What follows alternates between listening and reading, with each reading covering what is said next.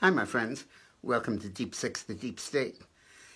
Only Donald Trump could have pulled off what he's pulling off in North Korea. Only Trump. First of all, he is the first capitalist president. He's the first president since Hoover, who actually was in capitalism, played the game, and won, rather than just inheriting the wealth or serving in a diplomatic or military capacity. Trump's success was really in the nature of a conversion of Kim Jong-un from the communist system to the capitalist system. He went to this guy who's young, remember, 36, who had a brief exposure to the West when he spent 2 years in his preteen years, around age 10 and 11 and 12, in Switzerland at a boarding school, and exposed him to the possibility that North Korea could be rich, that it could be just like South Korea, but without the democracy necessarily. There was the genius in meeting in Singapore, the nation in the world that probably best combines wealth with authoritarianism. And he proffered to Kim this possibility. The metaphor I'd like to use is almost a religious one. These sanctions against North Korea really amounted to excommunication, like the Pope used to do, from the global commercial system and banking system. And just as the Pope's excommunication was to subject one to hell for perpetual damnation in eternity, so these economic sanctions condemn a nation to isolation and poverty as long as they remain in force.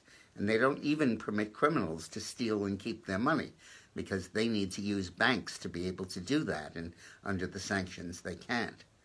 So he presented Kim with a very stark choice: denuclearize and have prosperity, or keep your nukes and embrace poverty for the rest of your life and the life of your country. There's nothing more dramatic than that satellite photo of the Korean peninsula, with the south all aglow with beautiful lights and the north totally dark, north of the DMZ, not a single light there visible from outer space. And Kim needed to end that, and at 36 years old, he would live with the consequences of his decision for the rest of what might be a very long life.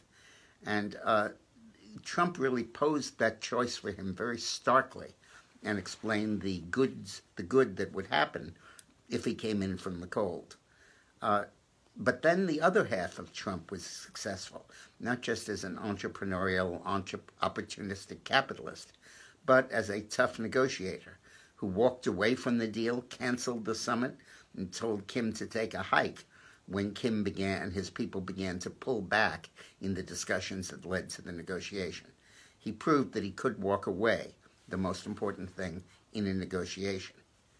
And then he looked behind what North Korea was doing, and he realized, of course, that China that it's in the Chinese orbit, that it is China's satellite. And he dealt with that issue by repealing the secondary sanctions that were imposed on China. In other words, a lot of Chinese banks, probably 8 or 10 of them, have been sanctioned under these new sanctions for doing business with North Korea. And they're basically out of business once that happens. They can't function as banks, they can't get money, they can't exchange for dollars, they can't receive or send wires, so they have to close down. And those secondary sanctions were very onerous. And when Trump imposed them, he knew that that would make China pay a price to keep North Korea afloat. And by repealing those sanctions, Trump really sent a signal to China that I want this summit to go on. Basically what happened was that Kim visited China twice after he agreed to the summit. And after the second meeting, his people got really shaky about the summit. And then Trump relaxed the secondary sanctions on China, not on Korea yet, but on China. And all of a sudden, the summit was back on again. So it's Trump's unique skills as a negotiator and as a hard ball player that really have brought this about. Now, the Democrats are carping and saying that we don't know if it'll stick, we don't know if they'll weasel out. But since this is more a conversion than a bargain, since this is more a change in Kim's worldview than a negotiation with a zero-sum game, it's very unlikely that they will.